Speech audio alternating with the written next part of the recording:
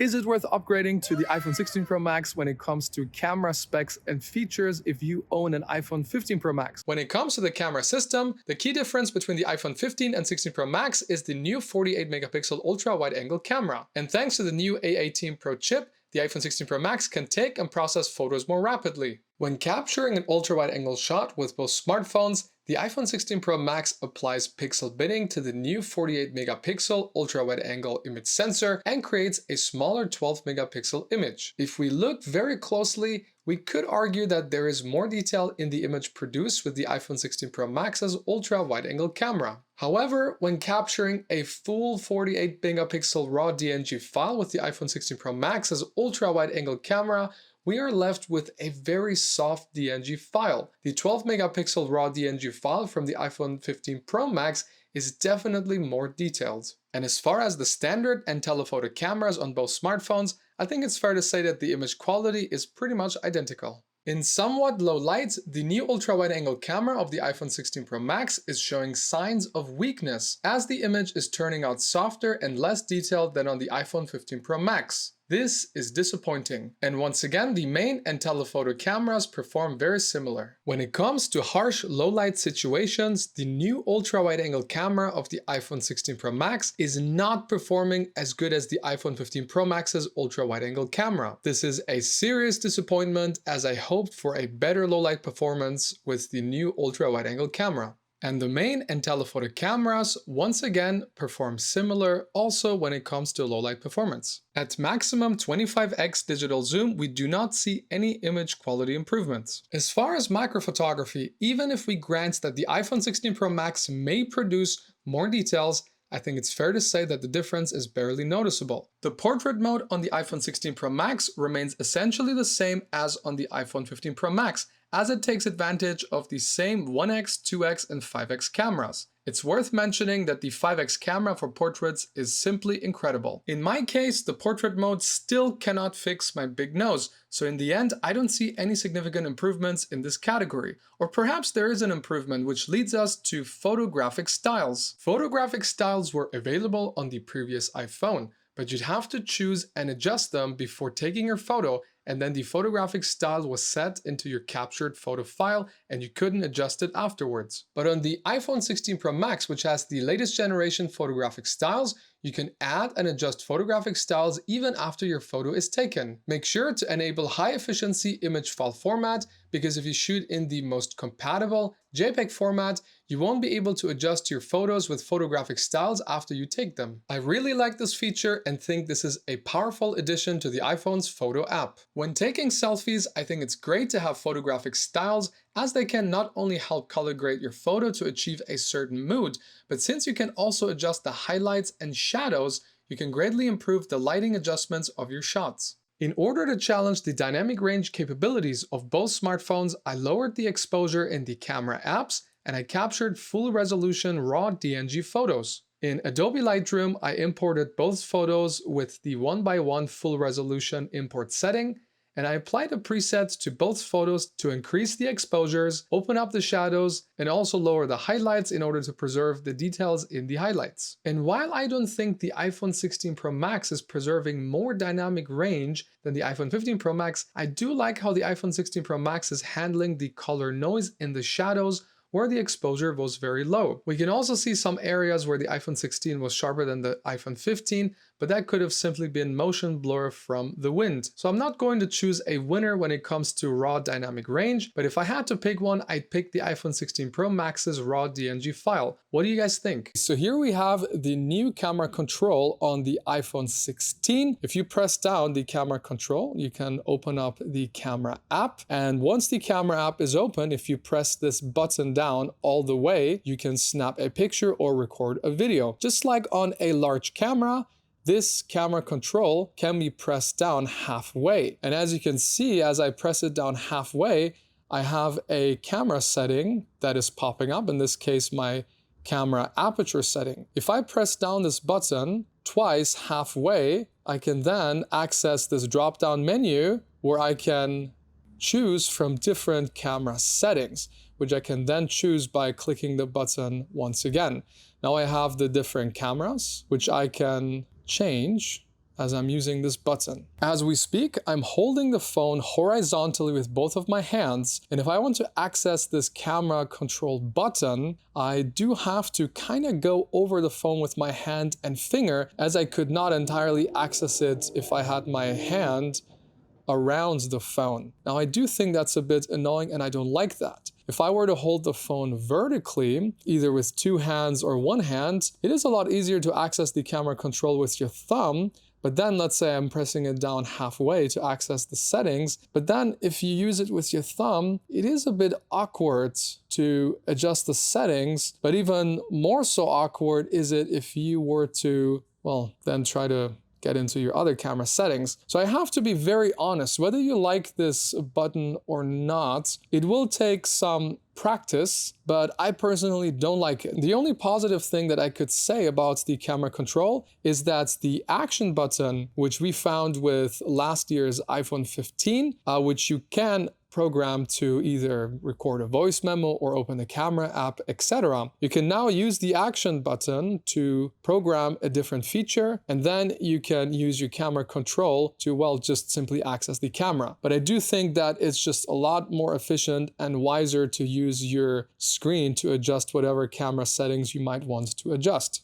The video features of the iPhone 16 Pro are upgraded with 4K at 120 frames per second, which looks beautiful. You can adjust and slow down your video after it is shot. Keep in mind though that if you want to rely on the beauty and flexibility of 4K 120 FPS, you have to sacrifice a lot of storage. Sadly, the improved low-light performance that I had hoped for the ultra-wide-angle camera ended up being a significant downgrade. I can assure you after many tests that the iPhone 16 Pro Max's new ultra-wide-angle camera does not perform as good as the wide-angle camera of the iPhone 15 Pro Max when it comes to low-light performance. On the bright side, the iPhone continues to impress with its incredible ProRes log video format, which also now supports up to 4K 120 frames per second when connecting your iPhone to an external drive. I have no doubt that the iPhone's popularity among video professionals will only continue to grow. Now let's not neglect the selfie or front-facing camera. The selfie camera remains a 12 megapixel f1.9 setup, just like on the iPhone 15 Pro Max. In my low light testing, in which I carefully rewatched the footage several times, it appears that the iPhone 16 Pro Max handles the low light noise slightly better, but at the same time the iPhone 15 Pro Max is preserving more detail. So I am not confident to say that there is necessarily an improvement when there's also a downside. You guys decide. In video mode, you can press the action button and the camera app will activate action mode and automatically switch to the wide angle camera, which has the best stabilization out of all three cameras. The resolution for both smartphones in action mode maxes out at 2.8K and 60 frames per second. And here is the stabilized recorded footage. When comparing all three cameras, I don't see any noticeable differences. And as far as the 5x zoom camera, the action modes may be helpful if you're carefully filming something and you simply want better stabilization. But anything with a lot of movement makes the 5x camera somewhat useless, as it is a telephoto lens after all. For best stabilization, stick to the wide-angle camera. Slow motion video does not see an upgrade as it remains at a maximum of 240 frames per second at 1080p resolution like on the previous iPhone.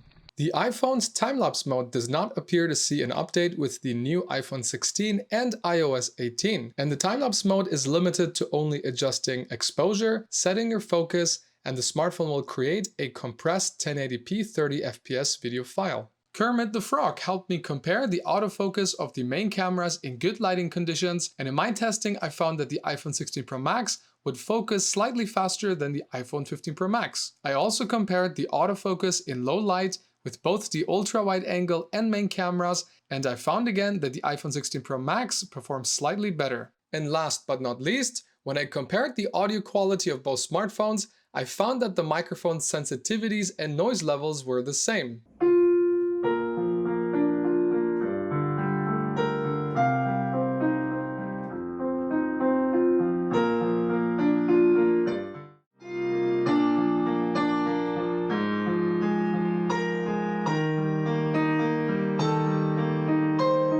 However, on the iPhone 16 Pro Max, you now have additional audio features that can enhance your audio. Okay, so I'm going to do 2 separate audio tests in which I will use all 4 different audio mix settings.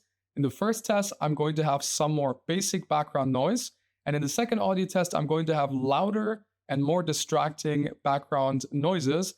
And let's see how all 4 different settings will perform. Okay, so here's our first audio test. I still have the audio settings in standard. I'm going to go ahead and change the audio settings over to in frame, which should isolate my voice from the background noise. Once again, this is the in frame audio mix setting. Now we'll go ahead and change the audio setting to studio.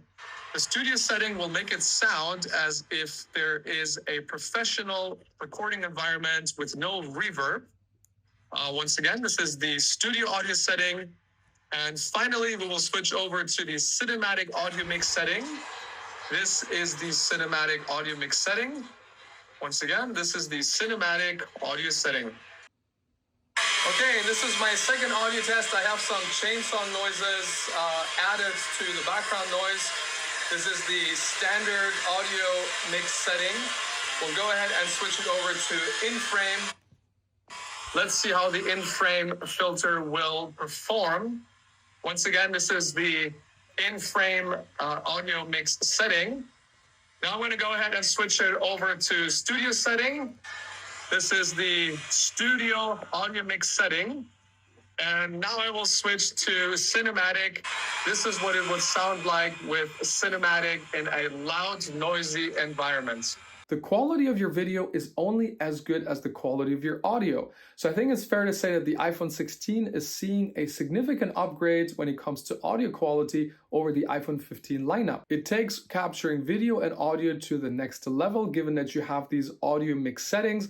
And it's also very nice that you can adjust the intensity of each of these settings, which can allow you to achieve a more desired sound. But don't expect the iPhone 16 to perform miracles. What I mean by that is, while you may be able to suppress most of the noise or even all of the noise in very loud, noisy environments, it does often cut into the vocal frequencies as well, which will leave you with a very muffled sound. And on a side note, now you can pause and continue video recordings. This can help save time editing or even enable creative ideas. And as far as the anti-reflective lens coating on the new iPhone 16, I was not able to discover any improvements. In my comparisons, the lens flare was just as significant on the iPhone 16 as on the iPhone 15. Since this was very surprising to me, I did some research and read that Apple apparently suddenly removed that the iPhone 16 had this anti-reflective lens coating feature. This appears to be quite embarrassing. So is it worth upgrading to the iPhone 16 Pro Max if you already own an iPhone 15 Pro Max and you're mainly interested in the cameras? The short answer to that question is no.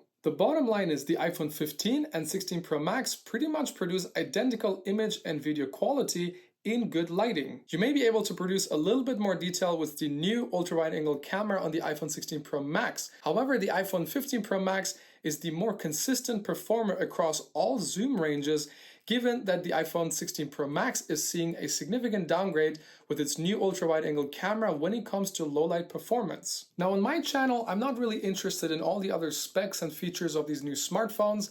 I'm mainly just interested in the camera abilities. But I can't help but to comment on the fact that Apple spent half of their September event talking about these AI features. But yet, as these new iPhone 16s were released, these features were not available. Well, and that sums up my iPhone 15 and 16 Pro Max comparison. If you liked my video and got any value out of it, please make sure to hit that like button and subscribe to my channel to stay tuned for my Galaxy S24 Ultra versus iPhone 16 Pro Max comparison.